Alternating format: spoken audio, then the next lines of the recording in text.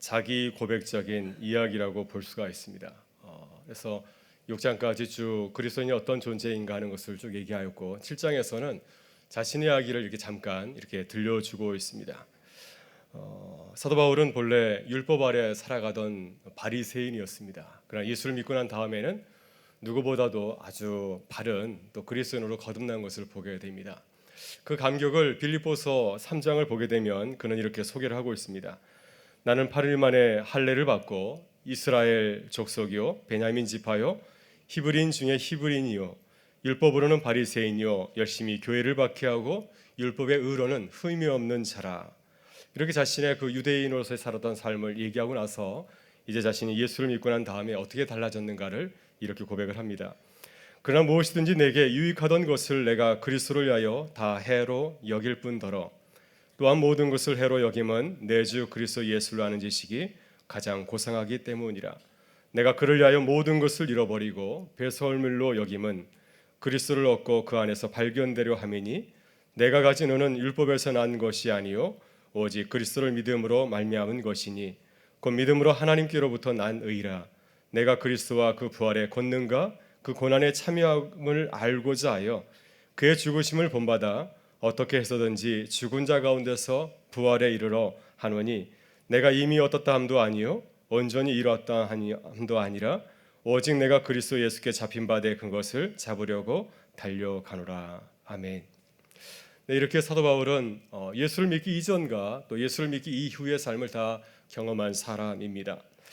모태신앙을 가진 사람들은 그리스도를 알지 못하는 삶에 대해서 잘 모릅니다. 저도 모태신앙인데 아버지 어머니가 예수를 믿지 않을 경우에 가정의 모습이 어떨까 저는 상상이 되질 않습니다. 근데 어떤 모태신앙을 가진 사람들은 아버지 어머니가 예수를 안 믿는 사람을 또 부러워하기도 합니다. 내가 만약에 모태신앙 가정에서 태어나지 않았다고 한다면 훨씬 더 자유로운 생활을 했을 터인데 아버지 엄마 때문에 많이 힘들게 산다 이렇게 생각하는 사람들도 있더라고요. 대학생들 가운데 이렇게 생각하는 사람들은 영적으로 깨닫지 못하기 때문에 그런 것이죠. 내가 그리스도 안에 사는 것이 얼마나 행복한지를 모르기 때문에 그런 사치스러운 생각을 하는 것은 아닌가 생각이 듭니다. 그러나 사도 바울은 이 두 가지를 다 경험하였습니다. 그는 율법 아래서 흠이 없는 자로 율법을 쫓아서 삶을 살기도 하였고 또 이제 그리스도 안에서 율법을 버리고 은혜 안에서 삶을 살았던 자입니다. 그래서 은혜 안에 사는 삶이 더 좋은지 아니면 율법 아래 사는 삶이 더 좋은지를 분명히 알고 있는 사도라고 할 수가 있습니다. 오늘 본문에서 바울 사도는 어떻게 그리스도 안에서 우리가 참 자유를 누리며 살아갈 수 있을까에 대해서 다시금 말씀을 하고 있습니다. 그는 자신의 경험에 비추어서 두 가지를 우리에게 말씀을 해주고 있습니다. 하나는 우리가 그리스도로 잘 살기 위해서 필요한 첫 번째는 뭐냐면 내가 누구인지를 영적으로 깨닫는 것입니다. 내가 누구인지를 깨닫는 것이 아주 무척 중요하죠. 그리스도인들이 때때로 자존감을 가지고 살아가지 못하는 것은 내가 누구인지를 모르기 때가 참 많이 있습니다. 이 정체성의 혼란을 겪게 되면은 때로는 세상 사람들이 부러워하기도 하고 또 내가 그리스도인으로서 고난을 겪을 때는 왜 나에게 이런 고난을 주시냐면서 자신의 삶을 불평할 수도 있습니다. 그래서 자신이 누구인지를 아는 것이 매우 중요하죠. 로마서 6장을 보게 되면 바울 사도가 이렇게 묻습니다. 우리가 이제 은혜 안에 거하는 사람인데 우리가 죄를 범하며 살아가도 되겠습니까? 이렇게 묻고 있는데 실제로 로마 교회 안에 이렇게 생각하는 사람들이 있었다는 것이 아니겠습니까? 이렇게 자신이 누구인지를 모를 때 내가 죄를 지어도 되는 것은 아닌가 이렇게 생각할 수 있다고 하는 것이죠. 자신이 누구인지를 분명히 모를 때 우리는 은혜 가운데 살아가지 못하고 세상 사람들과 마찬가지로 죄를 범하는 것을 두려워하지 않냐고 살아갈 때가 참 많이 있습니다. 그래서 바울은 이제 좀 이따 말씀드리겠지만은 7장 1절부터 6절에서 결혼을 비유를 가지고서 우리가 누구인지를 자세히 설명을 해주고 있습니다. 또 하나 바울이 오늘 본문을 통해서 이야기해 주는 것은 뭐냐면 율법과 죄에 대한 바른 이해가 필요하다고 하는 것이죠. 율법과 죄가 어떤 것인지를 분명히 할 때 우리가 은혜 안에 살아갈 수 있기 때문입니다. 바울은 그리스도를 믿고 나서 어떻게 구원을 얻을 수 있을지를 분명히 깨달았습니다. 예수를 믿기 전에는 율법을 붙잡고 살아갔습니다. 그러나 예수를 믿은 후에는 믿음으로 의롭게 된다는 그 이신 칭의에 복음의 말씀을 붙잡고 그는 살아갔습니다. 왜 그가 복음을 붙잡았을까요? 왜 그가 은혜 안에 거하려고 하였겠습니까? 그가 바리새인의 삶을 포기하고 은혜를 붙잡았던 것은 율법은 완전하지 않기 때문에 그런 것이죠. 우리가 율법 안에 거하게 되면은 구원에 이르는 것이 아니라 오히려 우리의 죄가 더 크다는 사실을 발견할 수 없기 때문에 그렇습니다. 또 율법을 붙잡게 되면은 우리가 거룩해지는 것이 아니라 더 죄를 짓게 되고 또 하나님으로부터 더 멀어지기 때문에 그는 가감하게 율법을 버린 것이었습니다. 그래서 그는 이제 오늘 본문의 말씀을 통하여서 왜 우리가 율법과 죄를 버려야 되는지에 대해서 아주 자세히 말씀을 해주고 있습니다. 바울은 6절에서 이렇게 증거하고 있습니다. 이제는 우리가 얽매였던 것에 대하여 죽었으므로 율법에서 벗어났으니 이러므로 우리가 영의 새로운 것으로 섬길 것이요 율법의 조문에 묵은 것으로 아니할지니라. 이 말씀에 비춰보게 되면은 우리 그리스도인들은 율법의 매인자들이 아니라고 하는 것입니다. 이제는 율법을 떠나서 성령의 새로운 것을 가지고서 은혜 안에 거하는 자들이 되어야 된다, 이렇게 말씀을 하고 있습니다. 오늘 시간 사도 바울이 들려주는 말씀을 통해서 내가 누구인지를 다시금 깨닫게 되고 우리가 율법을 버리고 은혜 안에 거하기 위해서 열심히 기도하며 나가는 하나님의 사람들 되실 수 있기를 바랍니다. 첫째, 우리는 그리스도와 결혼한 자들이라고 사도 바울은 말씀해 주고 있습니다. 이것이 우리의 영적인 신분이라고 하는 것입니다. 이것을 우리가 깨달아야 될 줄 압니다. 우리가 정말 그리스도 안에서 참 자유를 누리며 살아가기 위해서는 우리가 그리스도와 결혼한 자라고 하는 사실을 깨달아야 된다고 하는 것입니다. 우리 본문 1절부터 3절의 말씀을 다시 한번 읽어보겠습니다. 같이 읽겠습니다. 형제들아, 내가 법 아는 자들에게 말하노니 너희는 그 법이 사람이 살 동안만 그를 주관하는 줄 알지 못하느냐. 남편 있는 여인이 그 남편 생전에는 법으로 그에게 매인 바 되나 만일 그 남편이 죽으면 남편의 법에서 벗어나느니라. 그러므로 만일 그 남편 생전에 다른 남자에게 가면 음녀라.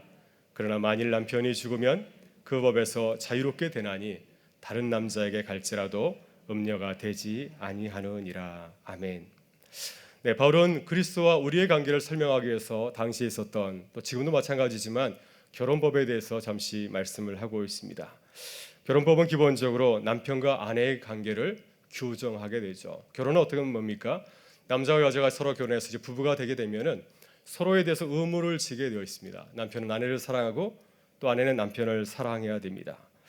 남편과 아내는 자신의 배우자 외에 다른 사람을 사랑할 수 없습니다. 또 가서도 아니 되는 거죠. 이것이 신랑 신부가 반드시 지켜야 되는 거룩한 법이라 할 수 있습니다. 그래서 결혼하는 사람들, 지난주에도 우리 교회에서 두 커플이 결혼했는데요, 대단한 결심을 했습니다. 결혼 어떤 의미입니까? 내가 한 여자만 사랑하겠습니다. 내가 한 남자만 사랑하겠습니다.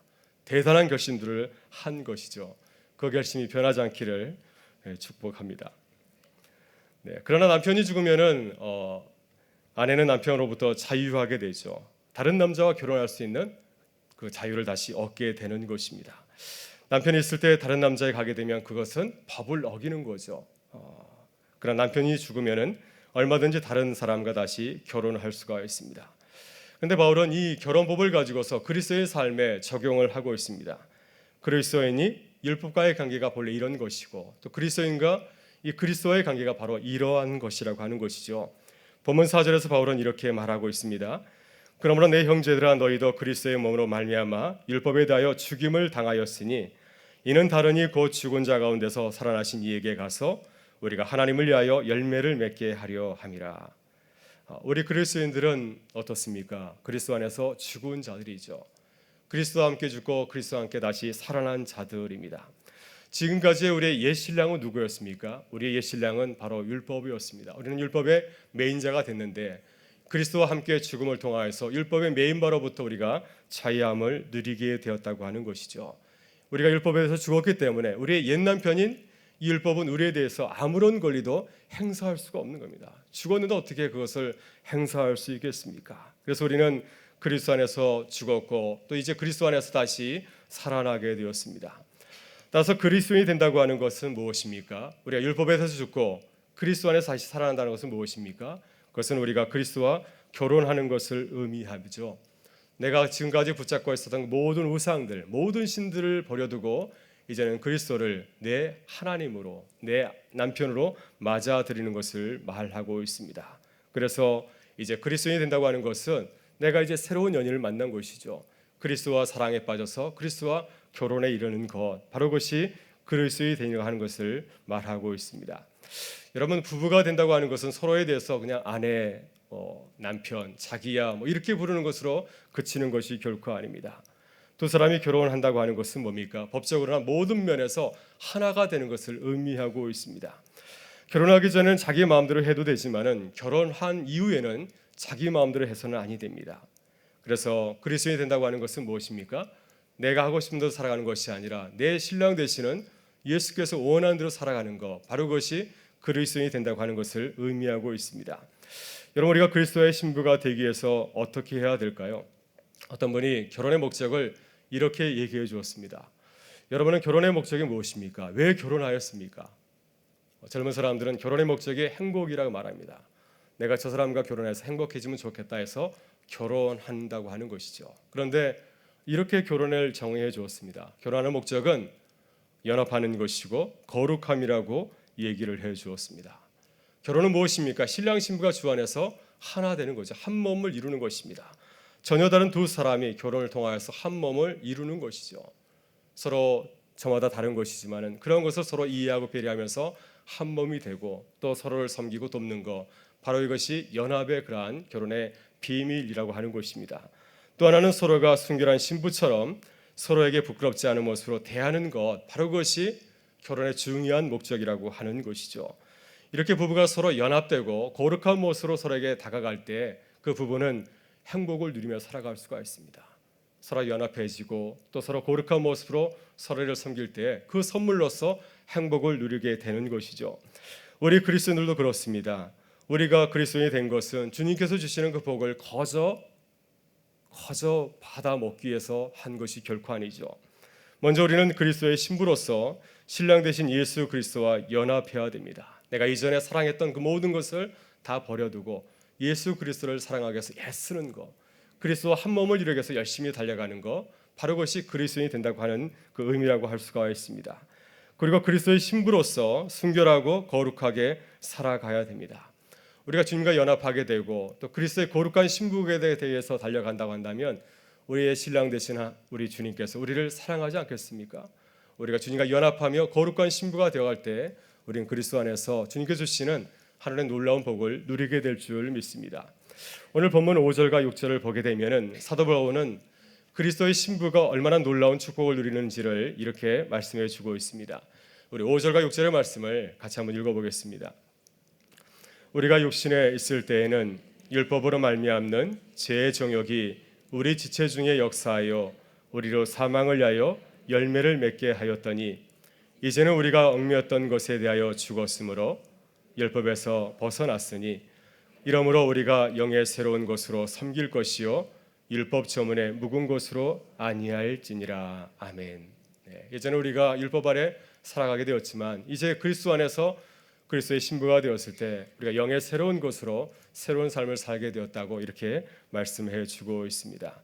바울은 우리들이 이제 그리스도의 신부가 하는 사실을 깨닫고 거듭날 것을 당부하고 있습니다.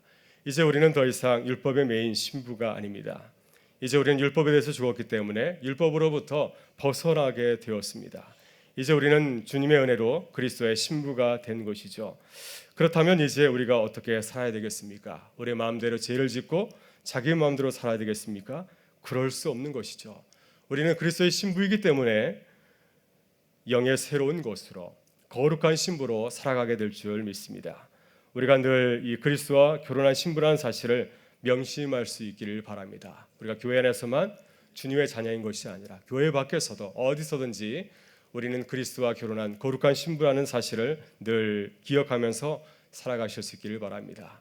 우리가 거룩한 신부로 살아갈 때 주님께서 우리를 의로운 길로 인도해 주시리라 믿습니다. 그리고 이 신부를 기억할 때 우리가 세상 어디서나 이 거룩한 자존감을 가지고서 승리하며 살아가는 하나님의 자녀가 될 줄 믿습니다.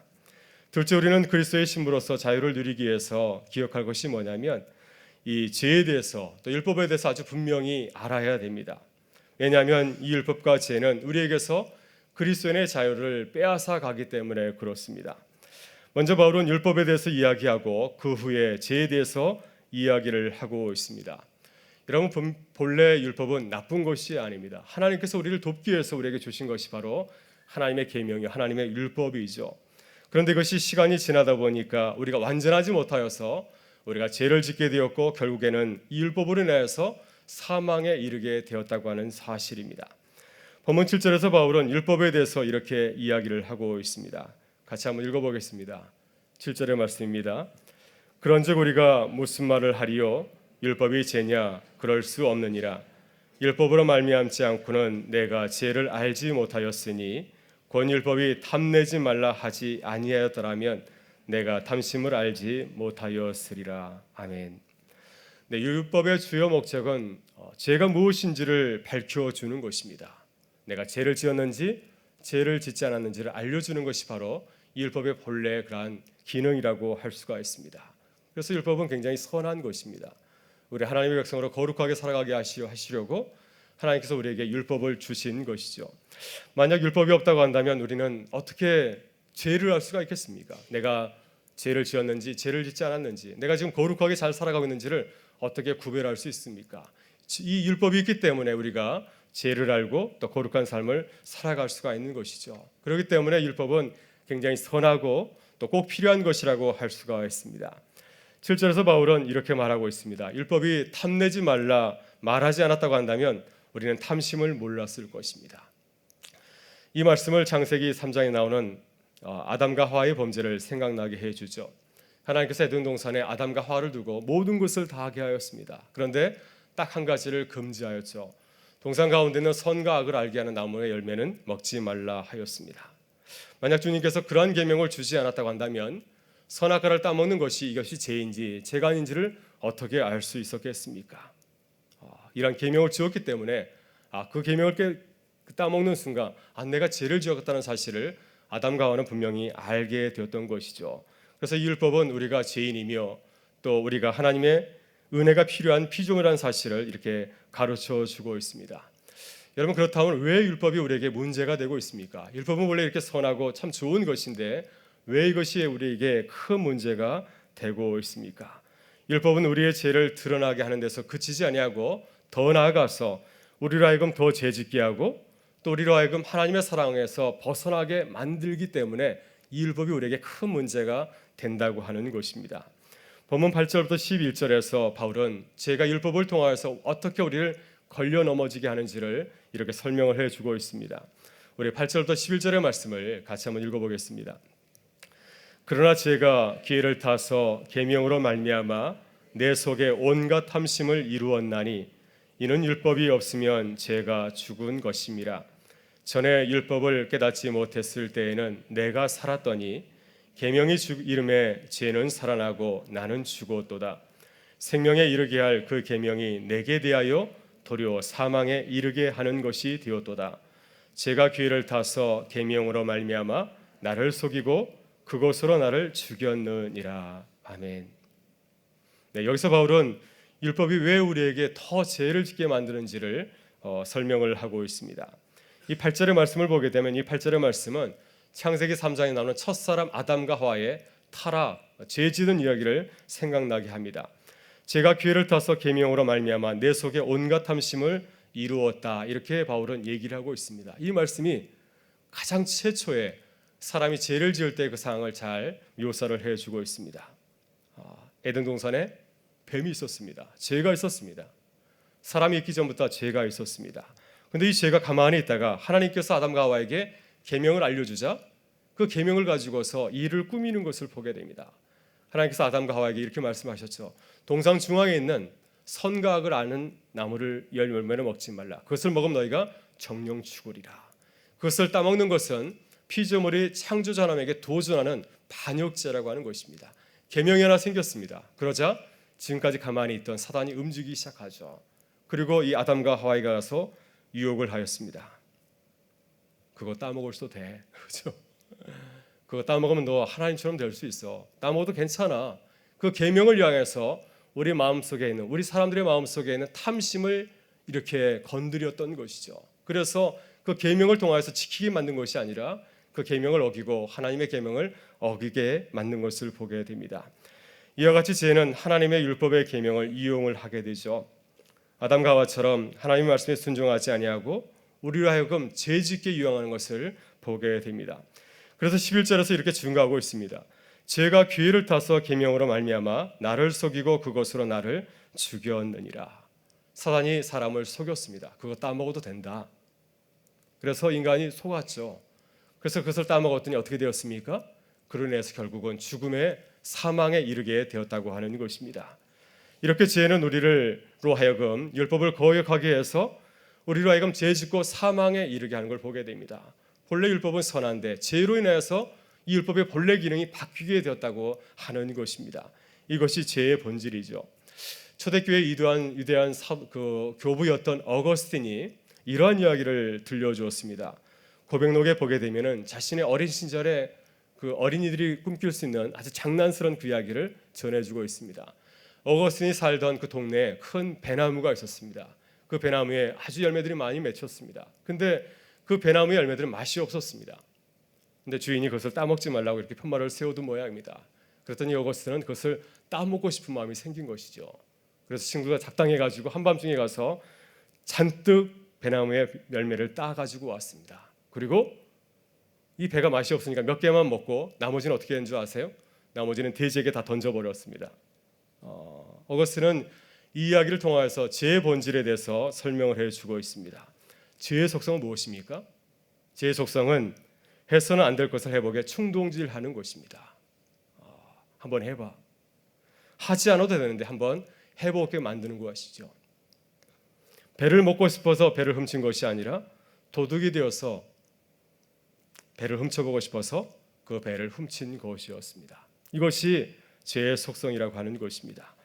왜 우리는 죄를 짓습니까? 우리 안에 아담과 하와처럼 깨끗하지 못한 죄의 동기가 있기 때문에 그렇습니다. 죄가 우리를 속이고 유혹하는 대로 행동하고 싶은 그런 이기적인 욕망과 이기적인 욕구가 우리 안에 있기 때문에 이렇게 죄의 노름에 속아 나는 것이죠. 그러나 보다 더 중요한 동기가 있습니다. 아담과 하와가 하나님처럼 되고 싶어서 선악과를 따먹은 것처럼 우리 안에는 하나님이 되고 싶은 그런 욕망이 있는 거죠. 그래서 율법을 어기게 되고 또 죄와 야합하는 것을 보게 됩니다. 여러분, 이렇게 죄는 율법을 이용하여서 우리를 넘어지게 만듭니다. 하나님의 율법은 우리의 죄를 드러나게 하고 깨닫게 합니다. 그러면 죄는 우리들이 율법을 거역하고 마치 하나님처럼 행동하도록 유혹하는 것을 보게 됩니다. 그래서 우리가 아담과 하와처럼 죄를 짓게 되고 그리고 결국에는 사망에 이르게 되는 것이죠. 구절에서 바울은 예수를 만난 이후에 예수의 그 죄와 율법의 속성을 깨닫게 되었다고 이렇게 고백을 하고 있습니다. 9절 말씀을 같이 한번 보실까요? 같이 한번 읽어보겠습니다. 전에 율법을 깨닫지 못할 때에는 내가 살았더니 계명이 이름에 죄는 살아나고 나는 죽었도다. 이 말씀은 사도 바울의 이야기도 하지만 또한 우리들의 이야기이죠. 바울은 그리스도인이 되기 전에는 율법이 모를 때에는 자신이 의로운 줄 알았습니다. 그런데 말씀처럼 전에 율법을 깨닫지 못하던 내가 살았더니, 율법을 깨닫지 못할 때는 내가 의로운 사람인 줄 알았습니다. 전혀 흠이 없는 완벽한 사람인 줄 알았는데 계명이 이름에, 계명을 깨닫게 되었을 때 죄가 살아나게 되고 내가 그 죄로 인해서 다시 사망에 이르게 되었다고 하는 것이죠. 그래서 그는 이렇게 고백을 하고 있습니다. 계명 이름에 죄는 살아나고 나는 죽었도다. 그래서 그리스도를 모를 때는 내가 완벽한 바리새인 줄 알았는데 예수를 만난 뒤에는 내가 그리스도 안에서 참으로 부끄러운 죄인이라는 사실을 깨닫게 되었다고 하는 사실입니다. 그래서 바울은 율법 아래서 철저하게 무력하고 연약한 자신의 모습을 이렇게 이해하고 말하고 있습니다. 우리 12절과 13절의 말씀을 같이 한번 읽어보겠습니다. 같이 보겠습니다. 이러보건대 율법은 거룩하고 계명도 거룩하고 의로우며 선하도다. 그런즉 선한 것이 내게 사망이 되었느냐? 그럴 수 없느니라. 오직 죄가 죄로 드러나기 하여 선한 그것으로 말미암아 나를 죽게 만들었으니 이는 계명으로 말미암아 죄로 심히 죄되게 하려 함이라. 여러분, 이렇게 우리는 율법 아래서 자유할 수 없습니다. 왜냐하면 우리는 인간적으로 악하기 때문에 거룩한 계명을 끝까지 다 지킬 수가 없습니다. 또 우리는 완전하지 못하기 때문에 죄의 유혹을 이길 수가 없습니다. 이것이 바로 우리들의 실존이라고 하는 사실입니다. 그래서 우리가 어떻게 해야 되겠습니까? 우리는 하나님 앞에서 겸손히 나아가야 되는 거죠. 또 겸손히 하나님의 은혜를 구하며 나아가야 될 줄 믿습니다. 겸손히 나아갈 때 우리가 하나님의 은혜 가운데서 새로운 영의 새로움으로 나아가게 될 줄 믿습니다. 마지막으로 이야기를 한 가지 하고 말씀을 마치고자 합니다. 하루는 아들 병아리가 아빠 닭에게 물었습니다. 아빠, 우리는 왜 벼슬이 있어요? 그러자 아빠가 대답하였습니다. 그것은 적들에게 우리의 위험을 과시하기 위함이지. 다시 아들 병아리가 물었습니다. 아빠, 그럼 우리는 왜 쥐둥아리가 뾰족하고 날카롭죠? 아빠가 대답하였습니다. 그것은 적들을 무자벽에 공격하고 혼내주기 위함이지. 아들 병아리가 다시 물었습니다. 아빠, 우리 목소리는 왜 이렇게 커요? 아빠가 대답하였습니다. 그것은 적들의 기선을 제압하기 위해서이지. 그때 병아리가 가만히 생각하더니 아버지에게 다시 물었습니다. 그런데 아빠, 왜 그러니 아가야? 근데 왜 우리는 닭장 안에서 이렇게 있죠? 이렇게 말했다고 합니다. 어떤 그리스도인이 우리 그리스도의 모습을 닭장 안에 있는 이 병아리와 닭의 모습으로 이렇게 묘사를 하였습니다. 마치 교회 안에서는 굉장히 근사한 사람이지만은 또 세상 가운데서는 별 힘을 행사하지 못하는 우리들의 모습을 이렇게 묘사를 한 것이었습니다. 그럼 우리가 어떻게 건강한 그리스도인으로서 세상에서도 영향력을 행사하는 하나님의 사람들이 될 수 있겠습니까?